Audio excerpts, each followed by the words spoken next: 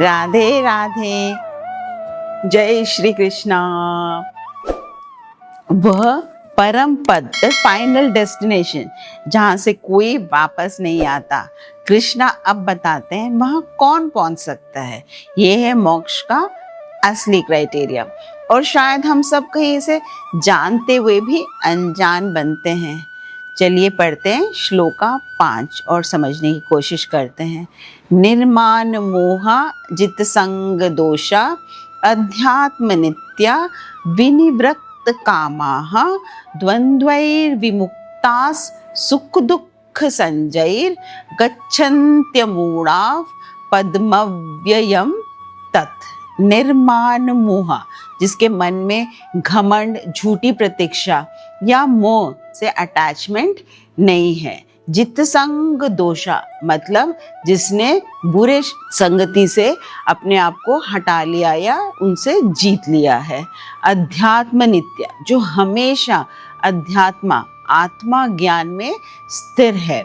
विनिवृत्त कामा, जिनके कामनाएं और या इच्छाएं शांत हो गई हैं। द्वंद्वैर विमुक्ता सुख दुःख संजय, जो सुख और दुख से परे है। गच्छन्त्य मूढ़ा, और मोहरहित होकर परम पुरुष यानी नारायण का होना जानते हैं। परम पुरुष के शरणागत, नारायण के शरणागत होना जानते हैं। पद्मव्ययम तत्, मतलब वे उस शाश्वत, मतलब जो कभी चेंज नहीं होता, ऐसे राज्य को प्राप्त होते हैं। इस तरह के लोग हैं जिन्होंने मोह संगति सबको छोड़ दिया है। ऐसे लोग ही उस शाश्वत राज्य को प्राप्त होते हैं। अब श्लोक 6। न तद् भासयते सूर्यो न शशांको न पावकः यद गत्वा न निवर्तन्ते तत् धाम परम मम। मतलब एक ऐसा धाम ना तो सूर्य की रोशनी प्रकाशित करती है, न शशांक, न चंद्रमा की, न पावक, ना ही अग्नि। यद गत्वा न निवर्तन्ते, जहाँ पहुंचकर जीव वापस नहीं आते, तद धाम परम मम, वही मेरा परम धाम है। यही कहते हैं कृष्णा, कौन सा धाम?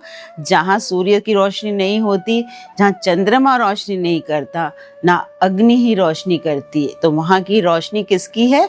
भगवान स्वयं उस जगह को प्रकाशित करते हैं। भगवान की स्वयं की रोशनी है। ऐसे धाम को वो पुरुष पहुंच सकते हैं। अब ये एक ग्रेजुअल चेकलिस्ट है जो भगवान दे रहे हैं। पहले क्या है? मन मोह से मुक्ति, फिर गलत संगति से मुक्ति, फिर नित्य अध्यात्म चिंतन, मतलब पूरे टाइम भगवान का चिंतन करना, उनका नाम जाप करना, उनका नाम लेना, फिर कामनाओं को अपनी शांत करना, टू सेटल योर डिजायर्स, और अंततः द्वंद्वों से पूरी मुक्ति, मतलब जो हमारे इनसाइड में कुछ ना कुछ थॉट्स और इच्छाएं और चीज़ें चलती रहती हैं, उन सबको भी पूरी तरह से खत्म कर देना। ये सारा कुछ कोई एक दिन का काम नहीं है, ये एक साधना का सफर है। ये समझने के उपरांत मनुष्य को शाश्वत तक में जाने की इच्छा करनी चाहिए। A person who's attached to this materialistic world, it is very difficult. So he should spend more time with people who are in this path of Krishna consciousness. मतलब आप ऐसे लोगों के साथ बैठें जो इस बात को समझते हैं, उनके साथ समझें, बैठें और धीरे धीरे अपने आप की चीज़ों में चेंज लाएं। Then he can make his way to Bhagavat धाम। जब ये सब हो जाता है, तभी जीव उस अव्यय पद तक पहुंचता है जहाँ से वो कभी वापस नहीं लौटता। श्लोका 3-4 में हमने सीखा पेड़ को कैसे काटना है।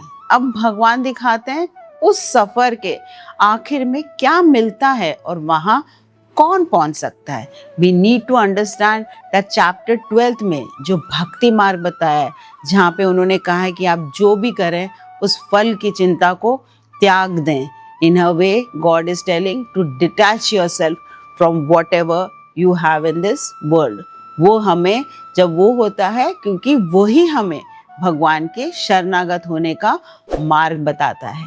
अगली वीडियो में भगवान खुद बताएंगे कि ये जीवात्मा इस संसार में कैसे आती है। Stay connected.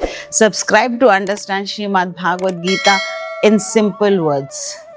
Om Shri Krishna Arpanamastu. Hare Krishna.